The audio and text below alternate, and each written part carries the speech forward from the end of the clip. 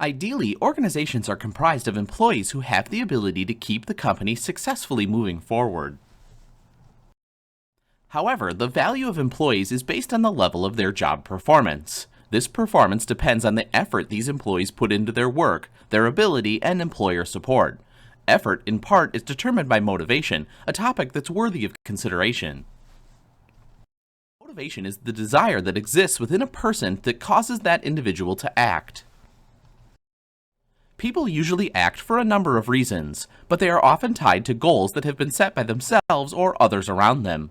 Thus, motivation is a goal-directed drive, and the process seldom occurs in a void. Approaches to understanding motivation vary because many theorists have developed their own views and models. Some approaches focus on intrinsic motivators that are inside an individual, while others concentrate on extrinsic factors that enhance motivation externally. Each approach has contributed to an understanding of human motivation. So let's examine 4 approaches to understanding motivation.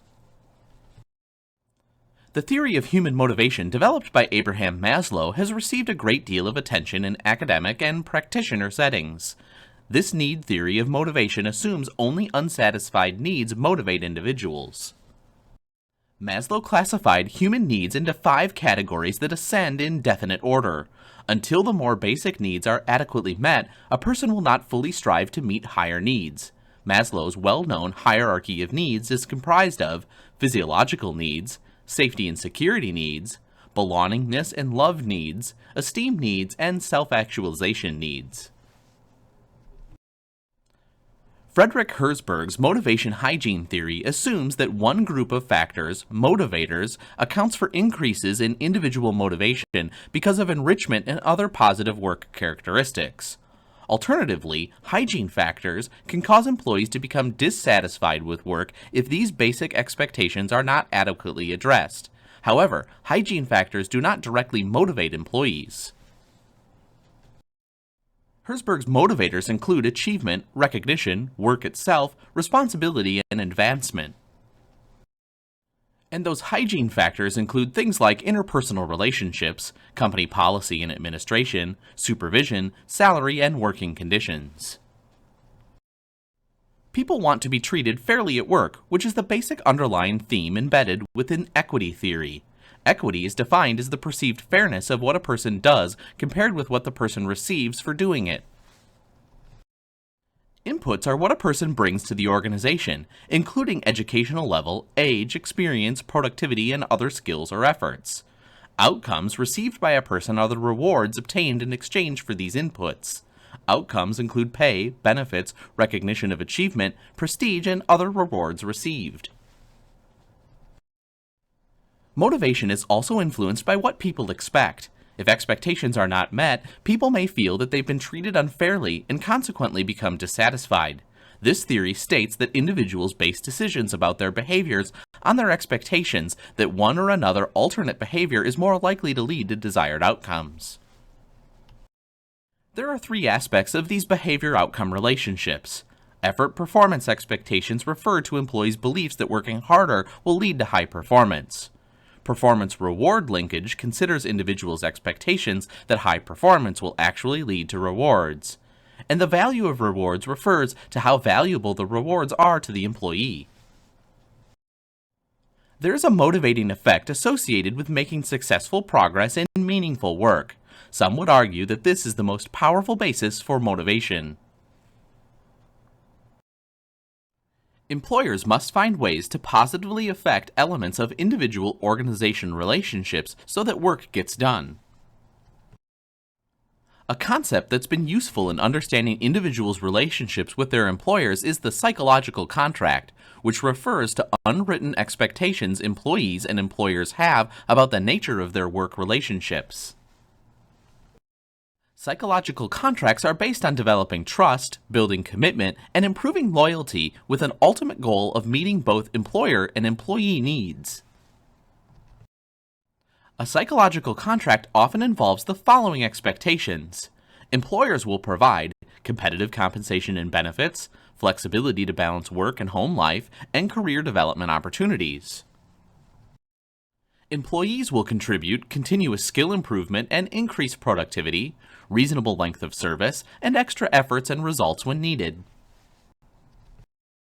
Psychological contracts can be strengthened and employee commitment enhanced when an organization is involved in a cause that's important to the employee.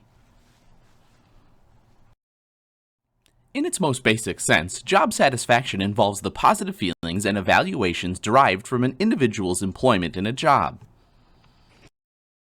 Alternatively, job dissatisfaction occurs when work experiences are negative and expectations are not met. An employee who expects clean and safe working conditions will likely be dissatisfied if the workplace is dirty and dangerous. Organizations and researchers alike study job dissatisfaction. At any one time, from 15 to 40% of working people across the nation are dissatisfied with their jobs. Higher unemployment rates usually mean that more dissatisfied workers are in the workforce because it's more difficult to change jobs, and people stay longer in jobs they do not like. Managers directly impact job satisfaction, and younger employees tend to have lower job satisfaction than older employees. Sometimes job satisfaction is called morale, a term usually used to describe the job satisfaction of a group or organization. A workplace that develops and emphasizes fair policies, organizational justice, ethical practices, teamwork, and a positive culture is in a good position to improve employee morale. Factors that can decrease morale include demanding and stressful work, poor management employee interactions, undesirable rewards, work-life conflicts, and a lack of enrichment at work. Poor morale and job satisfaction among employees often lead to attendance problems, low work performance, and retention issues. This is why HR professionals and operating managers must properly evaluate and manage employee work attitudes to ensure good retention. One way employers do this is by regularly surveying employees. One specific type of survey used in many organizations is an attitude survey, which focuses on employees' feelings and beliefs about their job and organization. The degree to which workers believe and accept organizational objectives and want to remain employed at an organization is called organizational commitment. Job satisfaction influences organizational commitment, and both of these factors can in turn affect employee retention and turnover. It is this interaction of the individual and the immediate work context that determines levels of job satisfaction and organizational commitment. Managers and HR professionals must therefore create employment situations that prompt positive work attitudes and get employees engaged in the workplace. Employee engagement is the extent to which an employee's thoughts and behaviors are focused on his or her work and their employer's success. The concept of engagement is positive because it suggests that workers can contribute much more effectively to organizational results if there are attempts made to better connect them to the workplace. Unfortunately, recent Gallup research suggests that employee engagement is a challenge in many organizations, with only 31.5% of employees being engaged at their work, 51% not being engaged, and 17.5% being actively disengaged. Engagement can be enhanced by emphasizing an organization's culture and practices during interviews, having managers support this culture in a consistent manner, and providing employees with a supportive group of coworkers who make them feel part of a team. Providing challenging and dynamic employment opportunities, a respectful work environment, chances for promotion, and monetary incentives are also ways that employers can increase employee engagement. Encouraging more idea entrepreneurship can be another way to enhance engagement.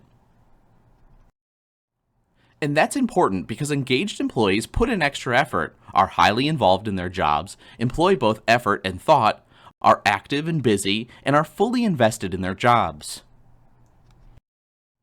Well, disengaged employees are quite the opposite. They simply put in the time. They don't do their best at work, they're checked out and apathetic, they do only their basic jobs, and they react only to pay. Loyalty can be defined as being faithful to an institution or employer. Loyalty is a reciprocal exchange between organizations and their workers. There are many unique ways for managers to improve loyalty in their organizations as well as engagement. Employees are more loyal when their managers are humble, reserved, and trustworthy. Related both to engagement and loyalty is the concept of organizational citizenship. Organizational citizenship behavior, known as OCB, occurs when an employee acts in a way that improves the psychological well-being and social environment of the organization. Work attitudes, engagement, loyalty, and citizenship are all factors that can influence decisions to remain with or leave an organization, and ultimately they're reflected in employee retention and turnover statistics. Absenteeism is any failure by an employee to report for work as scheduled or to stay at work when scheduled. Many employers have sick leave policies that allow employees a certain number of paid days each year for involuntary absences. However, much absenteeism is avoidable or voluntary. Absence can also be planned, which is the least disruptive. Unplanned or incidental, less than a work week, or extended, lasting beyond a week. Many employees see no real concern with being absent or late to work because they feel they're entitled to some absenteeism. In many organizations, a relatively small number of individuals are responsible for a large share of the organization's total absenteeism. Regardless of the reason, employers need to know if someone's not going to be at work so they can make adjustments. Organizations have developed different ways for employees to report their absences. Some companies have established automated systems in which employees can call a special phone number and alert managers about possible absences. Special electronic notification email accounts could also be used. Effective absence management involves striking a balance between supporting employees who are legitimately unable to work and meeting operational needs. Employers use a variety of methods to address absenteeism, including discipline, positive reinforcement, a combination of the two, or paid time off programs where a bank of paid leave time is provided for employees' vacation, sick, and other absenteeism needs. Being absent from work may seem like an insignificant matter to an employee, but if a manager needs 12 people in a unit to get the work done and 4 of the 12 are frequently absent, either the output of the unit will decrease or additional workers will have to be hired to meet the needs. For some employers, productivity issues due to absenteeism can be very expensive. The average daily cost is 1.3 times the wages of the absent worker. Turnover is the process in which employees leave an organization and have to be replaced. The extent to which employers face high turnover rates and cost often varies by organization and industry. For example, the Society for Human Resource Management, SHRM, calculates that the average for all industries is 15% annual turnover. But companies in service industries such as restaurants have an annual rate of 35%. Entertainment and recreation has 27% turnover, and retail 22%. Healthcare and social assistance have 20% annual turnover. Research shows that many factors can lead to turnover. For instance, job dissatisfaction, low levels of various kinds of work commitment, work-life conflict, and decreased justice can encourage people to quit their jobs. Forces such as the availability of other employment opportunities and unemployment rates are also tied to employee turnover. Turnover typically goes up as unemployment rates drop and dissatisfied employees can find other jobs. Organizations must be proactive about managing turnover so that the work environment is not adversely impacted. In particular, HR professionals and managers must look for signs that point to possible turnover among employees. Some of these signs include low interest in getting promoted with the organization, low motivation to keep managers happy, a reluctance to be involved in long-term work opportunities, fewer contributions in meetings, and just getting by or working only enough to get the work done. Turnover is classified in many ways. One classification uses the following categories, although the two types are not mutually exclusive. First is involuntary turnover, where employees are terminated for poor performance or work rule violations or through layoffs. The second is voluntary turnover, where employees leave by choice. Another view of turnover classifies it on the basis of whether it's good or bad for the organization. Functional turnover is where lower level or disruptive employees leave, and dysfunctional turnover is where key individuals and high performers leave. Employees quit for many reasons, only some of which can be controlled by the organization. Another classification uses the following terms to differentiate turnover. First as uncontrollable turnover, where employees leave for reasons outside the control of the employer, and second is controllable turnover, where employees leave for reasons that could be influenced by the employer. Turnover is a considerable challenge for organizations, and to make matters worse, many organizations do not formally measure employee separations. The turnover rate for an organization can be computed on a monthly or yearly basis to help understand employee turnover. Organizations are better able to keep employees if they address the concerns of those individuals that might lead to controllable turnover. Employee retention refers to the ability of an organization to retain its employees. Let's discuss some of the drivers of retention, or areas in which employers can take action to increase the probability of keeping employees. Many organizational and management factors influence individuals' job satisfaction and their decisions to stay with or leave their employers.